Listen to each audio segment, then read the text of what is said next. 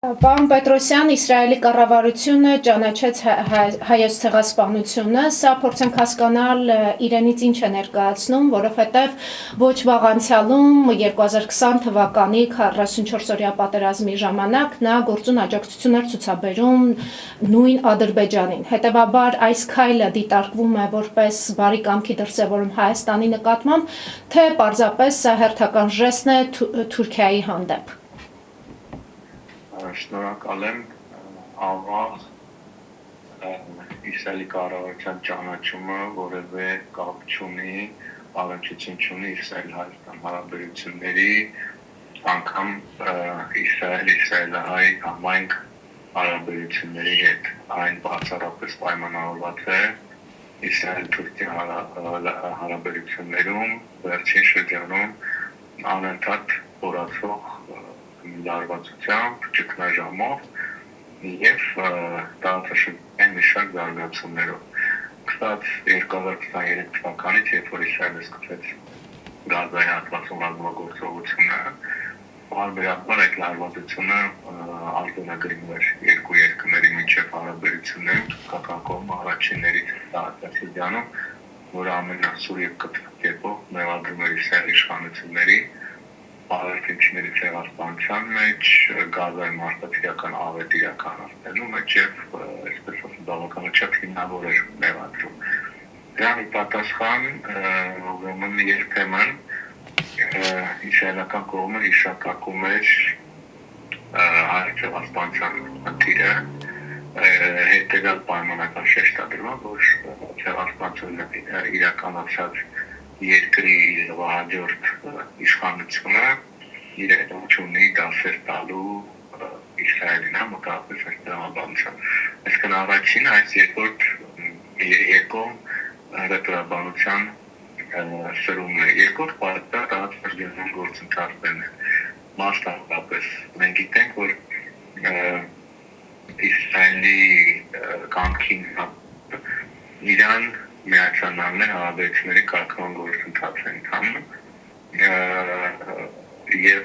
կոնկրետ կողմերը բանակցում են համաձայնագիր ստորագրելու վերաբերյալ, իսկ Իսրայելը ինչպես արդեն նշեցի, քանի որ դերն է այս խաղաղության անընդհատ խոչընդոտում է դրա կայացմանը, մասնավորապես Էլիզբարանի տարածքում և Գազայի հատվածում անցած իրավիճակը։ Մյուս կարևոր պատճառը տարածաշրջանային այն դա վերջին շրջանում ակտիվացած քննարկումներն են Միացյալ Նահանգների կողմից Թուրքիային F-30 կործանիչներ վաճառքի մասին կամ ուրեմն ինքնաթիռների համար շարժիչների վաճառքի հնարավորության մասին։ Իսրայելական կողմը բավականաչափ զգայուն է այդ հարցերի հետ կապված, քանի որ տարածաշրջանում իր անվտանգությունը և իր քաղաքականություն հավաքությունների առաջնորդի համար դրա համար չափազանց կարևոր է օդային գերակայությունը, որ ներկայում ունի և ամեն կերպ փորձում է թույլ չտալ, որպեսզի տարածաշրջանում որևէ երկիր, որը հատկապես ունի առնվազն մրցակցային հարաբերություններ Իսրայելի հետ, ունենա նույն կարգի զարգացած օդուժ և քանի որ առաջիկայում էլ տեղ ունենալու Միացյալ Նահանգների նախագահի այցը Թուրքիա, կարծում Իսրայելի կողմից այս թեմայի ճանաչման թեմայի օրակարգը բերելը պայմանավորված է նաև դրանով, այսինքն բանակցային գործընթաց ձևավորելու նպատակով, որտեղ հնարավոր է, որ իսրայելական կողմը համաձայնի գնալ գործարքի հրաժարվելու ճանաչումից, եթե ուրեմն ենթադրենք պայմանավորություն լինի Միացյալ Նահանգների հետ կապված, որ այդ մատակարարումները ռազմական օդանավերի կամ շարժիչների տեղը չունենան։ Այս պարագայում, պարոն Պետրոսյան, Ադրբեջանը որպես այդպիսին ըստ էության բավականին կոշտ արձագանքեց Իսրայելի կողմից ցեղասպանության ճանաչման այդ հանգամանքը։ Փորձենք հասկանալ, սա կարող է որևէ դրական ազդեցություն ունենալ Հայաստանի Հանրապետության վրա, հերթական անգամ հիշեցնելով, որ 44-օրյա պատերազմում Իսրայելի աջակցությամբ էր Ադրբեջանը կարողացել հաղթանակ արձանագրել։ Տեսեք, եթե նկատի ունեք, որ այս Իսրայելում հայցեղացման ճանաչման հարցը կարող է պատճառ դառնալ Ադրբեջան-Իսրայել հարաբերություններում լուրջ սրացումների, լարվածության կամ որպես այդպիսին գուցե բացասաբար դառնա Ադրբեջանի դիրքորոշմամբ եւ առաջնահերթություններով պայմանավորված Ադրբեջան-Թուրքիա հարաբերությունների վրա, կարծում եմ ճիշտ չի լինի, որպեսզի մենք ներկայ նման կանխատեսում անենք։ Որովհետեւ այնուամենայնիվ իսրայելական կողմն բավականաչափ պրագմատիկ է եւ ադրբեջանական կողմն պրագմատիկ է, այսինքն այստեղ շատ լուրջ լարվածություն Ադրբեջան-Իսրայել կամ Ադրբեջան-Թուրքիա մակարդակում ես չի կանխատեսի, չնայած որ չի բացառում, որ եթե Թուրքիա-Իսրայել հարաբերությունները գնան այսպես անընդհատ լարվելու, սրբելու տրամաբանությամբ, ինչ-որ փուլում գուցե Ադրբեջանը ստիպված լինի ընտրություն կատարել, իսկ այդ ընտրությունը վստահաբար կանգնել է Թուրքիայի ուղղությամբ, որտեղ այստեղ ռազմավարական դաշինքի հետ գործում ենք, հետևաբար այս բանալայում եթե անգամ նման սցենարով էլ հարաբերություններ գնան, էլի մեզ համար ես ինչ-որ դրական զարգացում չեմ տեսնում։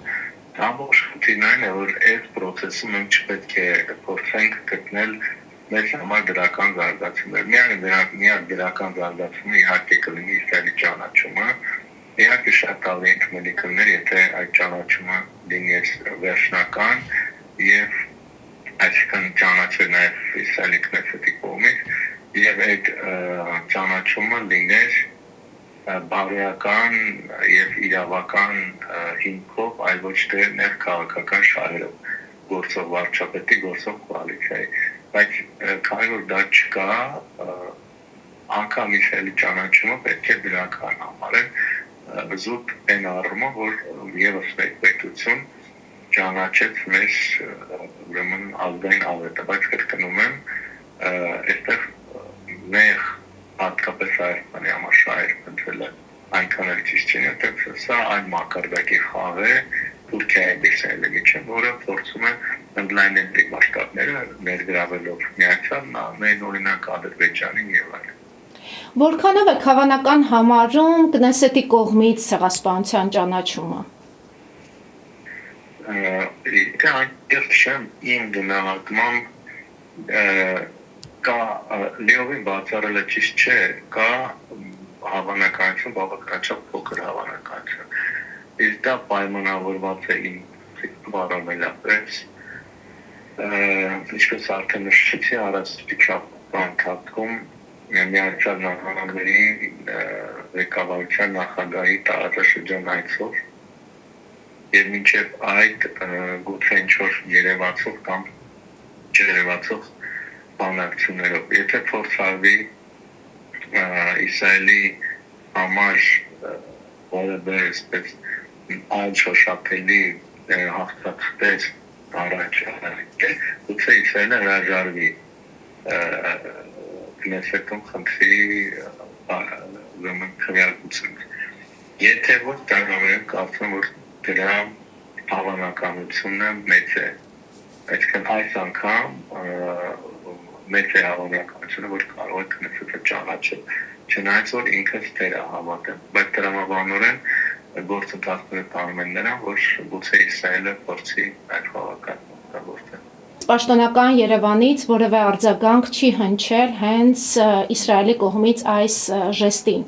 Ավելին Նիկոլ Փաշինյանը ասել է, որ հայոց ցեղասպանության զենքայնացման թեմայի մեջ չմտնելը բխում է Հայաստանի Հանրապետության շահերից։ Սա արդյոք իրականում տեղավորվում է այն քաղաքական տրամաբանության մեջ, որ այս իշխանությունները քաղաքական օրակարգում առաջնահերթություն չեն համարում հայոց ցեղասպանությունը։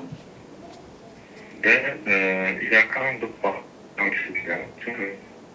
պատմություն գործող կառավարության տեխնիկական օրակարգում հայոց ցեղասպանության ճանաչման խնդիրը առաջնահերթ չէ։ Ինչպես օրինակ եղել են նախկին երկու կառավարությունների ընթացքում Ռոբերտ Քոչարյանի, ապա նախագահ Շիրակի Սարգսյանի։ Իսկ Նիկոլ Փաշինյանի արդեն 2020 թվականից հետո կառավարության օրակարգում քան որ դա հեռաբար ընդհանրել նաև Հայաստան-Թուրքիա կարգավորման գործընթացը աստիճանաբար հայաստանացնող ճանաչման հարցը դուրս մղվեց արտաքին քաղաքականության օրակարգից։ Դա առաջին պայմանը, ինչու հայկական կողմից արձագանք չկա։ Երկրորդ կարևոր պայմանն այն ամենայնիվ, որ ճանաչումը ամբողջական չէ եւ ճանաչումը որևէ առնչություն չունի հայկական գործոնի հետ։ Սա ամենակարևորը, ես այդ մասին խոսեցի։ Այսինքն եթե այս ճանաչումը անհրաժեշտ տեղի ունենար Իսրայել-Հայաստան հարաբերությունների տրամաբանության ազդեցությամբ, այսինքն Իսրայելը նման քայլի գնար, նպատակով ունենալով խորացնել Հայաստանի հարաբերությունները կամ վերանայել։ Եթե այս ճանաչումը տեղի ունենար բարոյական ուրեմն հիմքերով հաշվի առնելով Իսրայելի քաղաքականությունը, ենթադրենք Իսրայելի համայնքի կամ հայկական ստուգի հետ ուրեմն Թուրքիան ինչ-որ ուղեր ծրելով նպատակով էլի կարծում որ գուցե ինչ-որ արագ ունի։ Այս բանը դրա անադարձի կարիք չկա այս ճանաչման այս մակարդակին։ Եթե ամբողջական ճանաչումը լինի, ամբողջական ճանաչումը, այսինքն քննադատը ևս ճանաչի,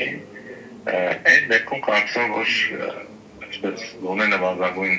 արձագանքի անհրաժեշտություն կարող է առաջանալ։ Այս համատեքստում, պարոն Պետրոսյան, արդյոք Հայաստանը կաշկանդվածություն չի ունենալու, հաշվի առնելով Թուրքիայի հետ հարաբերությունների կարգավորման այն փուլը, որում գտնվում է Հայաստանի Հանրապետությունը, որովհետև մենք տեսնում ենք, որ պարբերաբար եւ Թուրքիայից եւ Ադրբեջանից հնչում են նմանօրինակ պահանջների տեսքով հռետորաբանություն, որպես այդպիսին ցեղասպանությունը հիշատակումը մեղմ ասած պարզապես հետին պլան մղվի։ Ես կարծում որ պետք է կանոնը Թուրքիա նախ Ադրբեջանի եւ բնականաբար նաեւ զուգահեռաբար Թուրքիայի կողմից, որտեղ այնուամենայնիվ հայաստանցիություն նախաբանում ուրեմն փոփոխությունը անկախության հռչակագրի դուրս մղում այդտեղից որոշակի առնչություն ունի նաեւ իհարկե Թուրքիայի հետ։ Սա բնականաբար կանխատեսելի է։ Իրողություն է, որ թե Ադրբեջանի պետության նպատակ ունեն, որպեսզի հայոց եւ արտադրության եւ հարաբերության ճանաչման խնդիրը գոնե Հայաստանի կողմից որպես այդպեսին արտաքին քաղաքականության օրակարգային խնդիր չլինի։ Բայց միևնույն ժամանակ կա հետևյալ հանգամանքը։ Մենք նկատում ենք, որ թե հայոց ստեղծված ճանաչման հարցը եւ թե Արցախի եւ Արցախի վերադարձի հարցը շատ հաճախ դառնում է այլ պետությունների եւ նաեւ միջազգային կազմակերպությունների քննարկման խնդիր, որը արդեն Հայաստանի կողմից կառավարելի չէ։ Այս արդեն Հայաստանի կողմից կառավարելի հարց չէ։ Դա առանձին դերակատարների կամ կազմակերպությունների օրակարգի վերաբերող հարց, այսինքն Հայաստանի կողմից նախաձեռնված պրոցես չէ։ Եթե այդ նախաձեռնությունները լինեն Հայաստանի կողմից, կարծում եմ, այստեղ անշուշտ թե Թուրքիան թե Ադրբեջանը ավելի կտրուկ պատերազմություն պիտի արեն։ Բայց միևնույն ժամանակ ուզում եմ նշել, որ կան հանգամանքներ, կան ուղղություններ, որտեղ որևէ կերպ թե Թուրքիա թե Ադրբեջանը չեն կարող որքան իրենց չային հակասում, պես չեն կարող ազդել այդ օրակարգերի վրա, օրինակ ինչպես կարող են ազդել ուրեմն հայոց ցեղասպանության մասին, թե Հայաստանի ներսում փոստի սպորտում, փոստի կամ արտերկրում փոստի տարածումը որևէ կերպ չեն կարող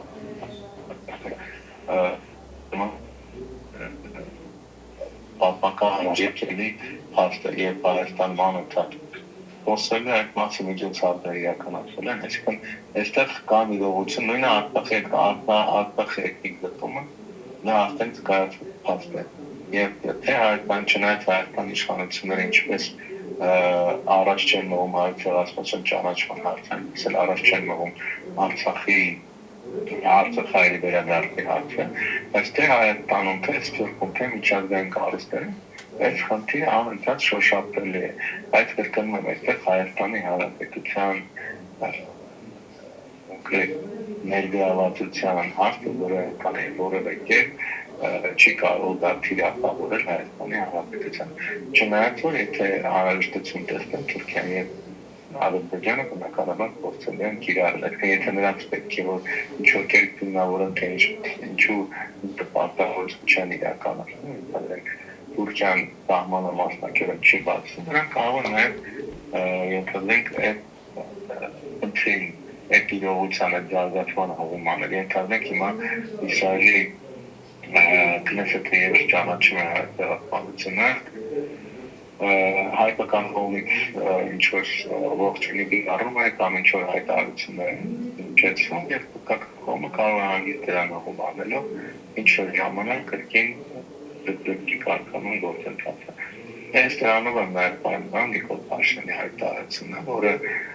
նրա կառավարության վարած քաղաքական գույգի տրամաբանության մեջ է եւ կրկին քանդեր վերջնական չճանաչում չարժե դրանից ավելի ողջորվել եւ ինչպես ասացի քանի որ նաեւ այդ ճանաչումը որևէ կերպ պայմանավորված չի իսկել Հայաստանի Հանրապետությունը։ Այս պարագայում պարոն Պետրոսյան, ինչպես կմեկնաբանեք Ադրբեջանից հնչող եւ արդեն ըստ էության պետական մակարդակով հնչող Արևմտյան Ադրբեջան եզրույթի շահարկումները, որը այլևս արդեն շահարկվում է նաեւ միջազգային հարթակներում։ Դա Ադրբեջանի կողմից վարվող ըստակական ուղիղից է, որը երկու հիմնական նպատակ է հետապնդում։ Առաջինը փորձը դրանով ազդել Արցախահայերի վերադարձի բարձրացմանը եւ տարածմանը, հատկապես միջազգային կառույցներում քննի արտադրման աշխում դրանով փորձ է արվում այսպես ավարտակշռել Արցախահայերի քննի հետ, որը իհարկե այսպես հավատարադոր քննի չէ, որևէ կերպ ամեն չէ Արցախահայերի վերադարձի քննի հետ, բայց միևնույն ժամանակ վեկտորական ֆայլը փորձում է ներկայում ծանրապակել արցախցիների վերադարձի քննի բարձրացման ուրեմն գործընթացը դուսելու նպատակով այսքան այս հարցը դրա համար առաջվում։ Երկրորդը այնուամենայնիվ ես կարծում եմ երկարաժամկետ ռազմավարական նպատակին այդ հետապնդում Ադրբեջանը շատ լավ հասկանում է, որ որքան էլ իրենք փորձեն իրենց քայլերը սահմանափակել Արցախի խնդիրների բարձրացման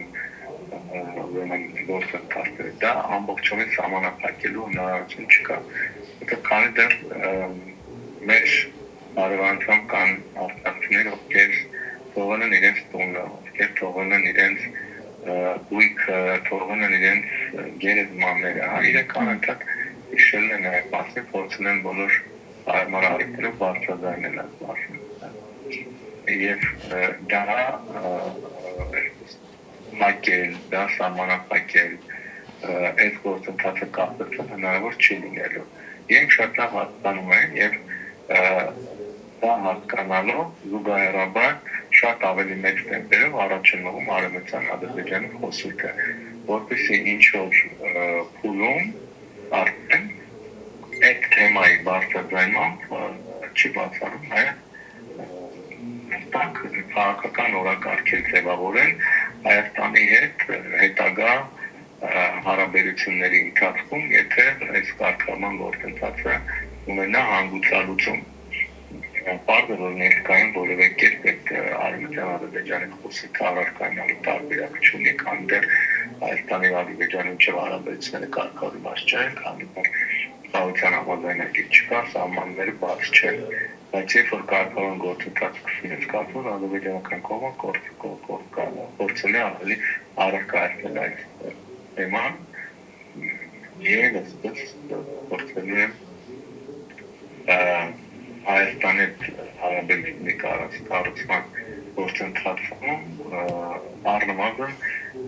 գույքային պահանջներ, վերադարձի իրավունք, սրանք մտցնել երկկողմ հարաբերությունների օրակարգ։ Իսկ ներկայում բազմաթիվ դրա համար կառուցչական եւ իրավական հիմքեր են